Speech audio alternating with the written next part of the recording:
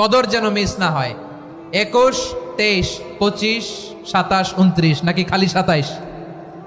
আপনারা কি খালি 27?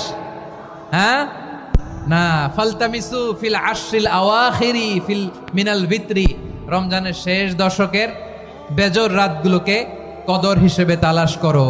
আল্লাহর হাবিব সাল্লাল্লাহু আলাইহি ওয়াসাল্লাম শেষ 10 দিন টানা ইবাদত করতেন, টানা ইবাদত। ইদা জাআল আশরু আহিয়াল লাইলা আইকাদা আহলা ওয়া জাদ্দা ওয়া শাদ্দাল মিজার, সারা রাত জেগে ইবাদতের নজির নবীজির নাই, শুধু রমজানের শেষ দশক ছাড়া। সুবহানাল্লাহ বলেন। নিজেও ঘুমাতেন না, ফাতেমা রাদিয়াল্লাহু তাআলা আনহু, আলী রাদিয়াল্লাহু তাআলা আনহু কাউকে ঘুমাতে দিতেন না, সবাইকে জাগিয়ে তুলতেন। আমরা সারা রাত জেগে ইবাদত করব, রাজি আছেন তো?